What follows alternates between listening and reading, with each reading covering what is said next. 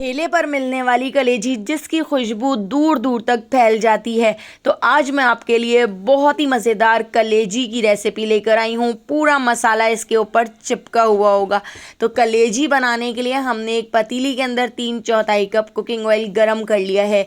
इसके अंदर मैं ऐड कर देती हूँ 1 टीस्पून ज़ीरा क्रैकल करने के बाद हम इसके अंदर 2 मीडियम साइज़ की प्याज स्लाइस में कट करके ऐड कर देते हैं। प्याज को हमने फ्राई कर लेना है। प्याज को हमने इतना फ्राई कर लेना है कि प्याज के कॉर्नर हल्के से गोल्डन हो जाएं। तो प्याज को आपने बहुत ज़्यादा फ्राई नहीं करना है, वरना प्याज बाद में घुलेगी नहीं और खड़ी खड़ी रहेगी।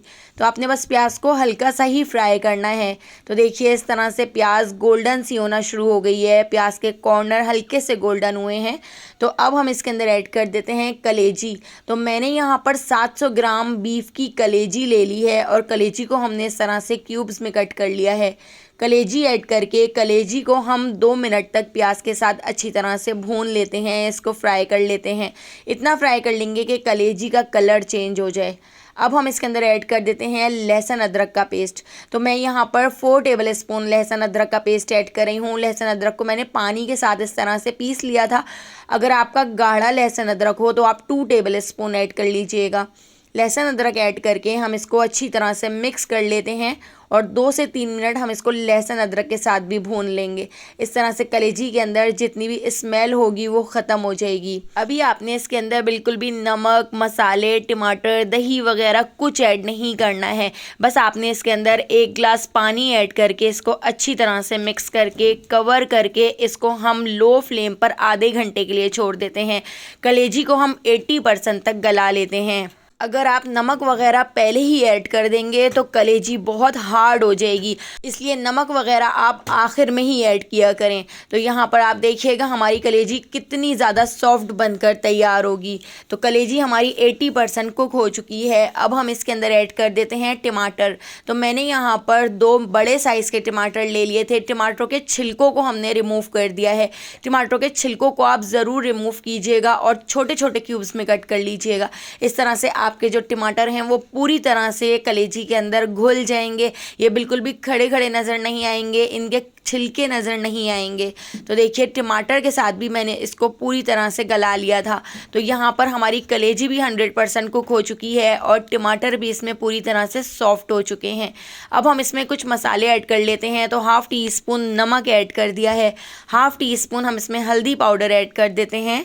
1 टीस्पून लाल पिसी हुई मिर्चें और 1/2 टीस्पून मैंने इसमें लाल कुटी हुई मिर्चें भी ऐड कर दी थी।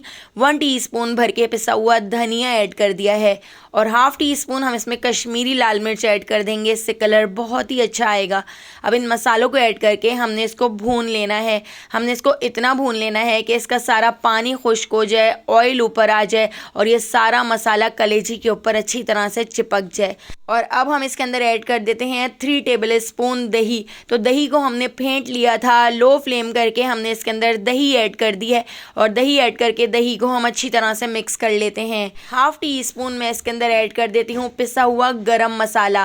बस अब हमने इसको 3 से 4 मिनट अच्छी तरह से भून लेना है ताकि ये सारा मसाला इसके ऊपर चिपक जाए। अगर आप चाहें तो आप इसको बिल्कुल इस तरह से भी सर्व कर सकते हैं, लेकिन हम यहाँ पर इसके ऊपर पूरा अच्छी तरह से इसके ऊपर मसाला चिपका लेंगे। बिल्कुल ठेले स्टाइल कलेजी बना के तैयार करेंगे। खाने में बहुत ही ज़्यादा मज़ेदार बनती है। आप देख सकते हैं हमारी जो कलेजी है वो भी बहुत अच्छी तरह से गल चुकी है, बहुत ही ज़्यादा सॉफ्ट हो चुकी है। इसके अंदर हम ऐड कर देते हैं बारीक कटा हुआ ढेर सारा हरा धनिया और हरे धनिए को भी हमने इसके अंदर अच्छी तरह से मिक्स कर लिया है। अब मैं इसको कवर करके लो फ्लेम पर 10 मिनट के लिए छोड़ देती हूँ ताकि सारा ऑयल सरफेस पर आ जाए।